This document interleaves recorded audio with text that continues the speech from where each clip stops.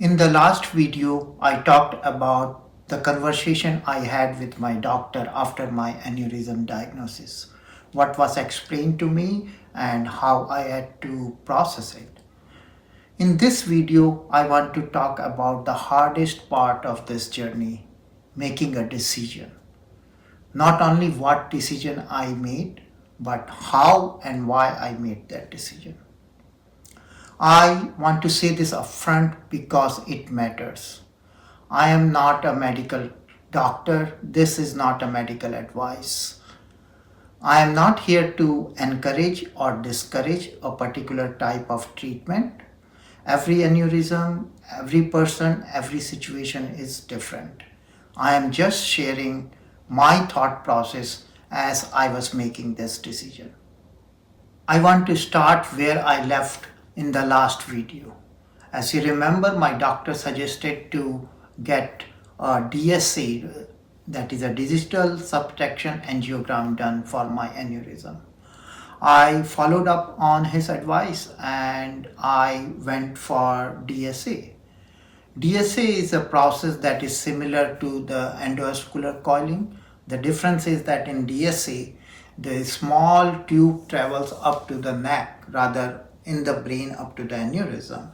And when it travels up to the neck, it injects some dye in the blood so that they can take a very high resolution, sometime 3D pictures of the aneurysm.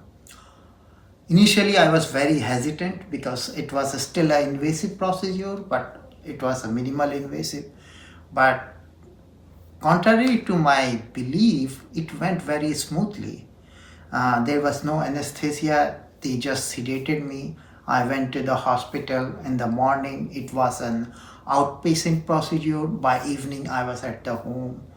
I was lucky that they used my wrist artery rather than groin artery, so that I was able to walk immediately after the process. And they took a very high resolution pictures of my aneurysm. After the procedure, I thought that, hey, if this is the worst I have to go through to treat my aneurysm, that's good news. But my excitement didn't last long, because when doctor explained based on the picture they took for my MC aneurysm, the bigger one, that it is a wide neck with some branches coming out of it, and it may not be a good candidate for the endovascular coiling. They could do it by placing two stent, that's called stent assisted coiling, but doctors said that in this case the open surgery is preferable than this treatment. This was naturally a very big decision to make, so I went for second opinion. Having a DSA done and having all those images in a CD helped. Actually, I overdid with the second opinion, because I didn't only go for the second opinion, I went for third and fourth, some out of the state. So in total, I talked to 4 different neurosurgeons. I wanted as many opinions possible. One thing I found out, there is a broad agreement among all the 4 neurosurgeons that everyone recommended that I should get these aneurysms treated. But then there was multiple options by multiple neurosurgeons. One suggested that he could fix both of them via endovascular. Then most of the other neurosurgeons suggested that fixing both via open brain surgery called craniotomy is a better option. There were also options where I treat my MC aneurysm via open surgery, clipping, and my ACOM via flow diverter or coiling. So all these options made me more confused. But then I started looking for a common theme, that what is that common theme where majority of neurosurgeons agrees.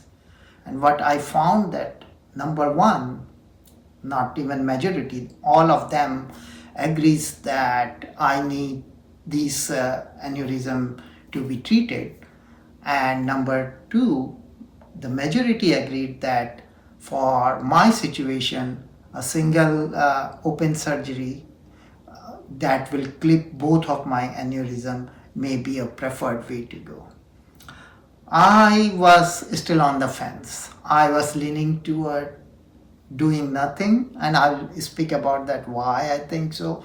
Or if I had to do anything, I was more leaning toward doing it endovascularly. Having gone through the process of DSA gave me that confidence. After getting multiple opinions from neurosurgeons, we did our own research. My wife and I, we didn't leave anything. We went through a lot of online articles, studies from NIH, studies from abroad, used AI, joined many online forums, support group, whatever information we can gather. Lot of information became at some time information overload. I want to talk about two interesting things I came across. One calculator I came across that's called phases score, PHASES, that takes your race, size of the aneurysm, location of the aneurysm, your medical history, and then it gives you a number, a percentage chance of bleeding with your aneurysm. And when I put my information on that, that gave a very low score of next my aneurysm rupturing in next 5 years. Then I thought that why all the neurosurgeons are suggesting me to take care of it when phases score says that probability of rupturing is very low. But then I found in another study which has gone through these phases score, and that determined that this phases score has inherent flaw in it. It doesn't account for all the race, especially for me being a South Asian, and also they found that lot of ruptures happens with the people who had a very low phases score. So that clarified me one thing, and that's important that we look for all the information, not just one source of the information. As most of the surgeons were suggesting me that I should go for a craniotomy or open surgery, and biggest worry for me was that hey, what it will feel like after the recovery. So I started talking to people online who have gone through this surgery, and what I found that majority of people said that they had some neurological condition after the treatment of unruptured aneurysm via open surgery, and that made me very worried. And then some people explained to me that hey, if you're just looking at the online forums and this, only the people who have a negative experience are more likely to come and tell their story. The people who are all good, they are not less likely to come and share their experience. And this is also one of the reason I am making this video, because I have not been treated yet, and I want to share my before the treatment and after the treatment, what how I recover. Then I found another study which has gone through the people who got treated via open surgery for unruptured aneurysm, and that study found that majority of people come back to their baseline in around 6 to 8 months. So that was little reassuring. Now I had everything I needed: multiple opinions, probabilities, outcome, research, treatment plan, pros and cons. But this was not a mathematical equation to solve. I had to make a decision for my life. What helped me making this decision is to change my mindset. Instead of asking that what is the safest option, I started asking that how much risk I can take. Because in reality, there is no good options. Every option carries the risk. If I do nothing, that carries the risk that if my aneurysm rupture, I have 40% chance of dying or 60% chance of maybe getting some kind of disability. If I go through endovascular option, there is a 15 to 30% chance that it either doesn't fix correctly in the first time or it can come back. If I go with open brain surgery, that has a risk that it is going to be a long recovery and there is a 5% chance that I may have some minor deficiencies. So it was a challenge, and I realized that I alone cannot make that decision. First, I thought, hey, this is my body, my decision. And I was leaning toward doing nothing. The reason is that I still believe that probability of rupture is very less. And I have been living with this for so long because it didn't happen when it was diagnosed. It has been there for quite some time and I didn't have any problem. I do not have problem right now. I was living with my life until I found out about it. So if I wouldn't have found out about it, I would have continued to live like before. Can I unring that bell? Just assume that nothing has happened and go on with my life. There is a risk of in life that when we drive on the road, we have a risk that I can get into an accident, I can be disabled, I can die, but we cannot do anything about that. So why to do anything about this? I didn't want cure to be worse than the disease. The other thing I thought that, hey, this is not like a cancer, right? In cancer, I know that, hey, you have X amount of time to live. And if you don't do anything, you're gonna die. But in this case, anything bad gonna happen only when my aneurysm rupture. But there is no certainty that when it's gonna rupture or is it gonna rupture in my lifetime. So that was making me tilt toward just ignoring everything and continue with my life. But then I realized that this is not only my decision to make. Whatever decision I make here, that impacts my family. My wife, who has been very supportive all along. If something to go wrong, how she gonna feel about that? How she gonna be impacted? My kids who are still studying, how they are going to be impacted? And also my personal history with my mother, having lost my mother to aneurysm, also was there in the back of mind and impacted my decision. So that was my turning point. Then I realized that this decision is not mine, but this is a family decision. And therefore, in my decision making process, my family played a big part. Not only my immediate family, also my extended family, that is family from my side, my brothers, and family from my wife's side, my in-laws. So how I approach this? I framed 3 questions. First, do I need to get these aneurysm treated?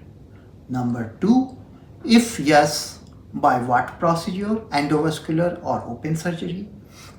And number 3, by which neurosurgeon? I posed these 3 questions to all my family members. My wife, my adult son, and my brothers and my brothers-in-laws and mother-in-law, father-in-law, all of them. So first question, do I need to get this treated? majority, a vast majority of my family members said that yes, they were not willing to take that risk. That risk maybe the probability of that risk may be low, but impact was very high. It's a 40% chance of death and 60% chance of being disabled. Everyone agreed that we cannot continue with that risk. So that was settled. Number two is that how do we fix it? Do I go for both endovascular? Do I go for both as a open surgery, or do I do a hybrid approach where one fixed by open surgery and one fixed by endovascular? One thing was there in my mind that hey, I'm hesitant to go for a treatment, but if I have to go for this, I want a permanent solution. I do not want something lingering in that. And that sealed the deal for me. Because by doing open surgery, I had a 99% chance of fixing it at the first time. And one surgery can fix both. If I go endovascular, there is a 15 to 30% chance of it is not getting fixed, number one. And then for endovascular, for two aneurysm, I will have to go through two different surgery. It cannot be done all at once. So having that information, that made my decision that hey, I'm going to go for open surgery for both of my aneurysm. Those are going to be clipped. Number three, by which surgeon? I was so blessed to have excellent neurosurgeons within my reach. Yes, some of them were out of state, but I could travel. These neurosurgeons, some of them has done hundreds of surgeries, some of them has done thousands of surgeries, some are old, some are relatively young, all good experienced. But what at the end I ended up deciding is that not with the data, not with the number of experience, I ended up choosing the neurosurgeon with whom I felt very comfortable with. I felt connected, and that sealed the deal for me. So this is how I made the decision, and I made the decision to have craniotomy for clipping of my both aneurysms. So here I made my decision. I may never know whether I made the right decision or not. But what made me feel comfortable is that knowing that I asked all my questions, knowing that I did my research, knowing that I consulted multiple neurosurgeons, knowing that it was not only my decision to make, but my family played a part of it, and knowing that this decision was not just for me, but for my entire family. With that, I am ready to take a risk of whatever comes after the recovery. I am sharing this because decision making around aneurysm treatment can be very overwhelming and confusing. If you are going through the same and feeling torn or discouraged, don't worry. It is because you are taking it seriously. In the next video, I will talk about living in between, how I am preparing for my surgery, how I am getting support, how I am preparing mentally and also practically. Thanks for watching.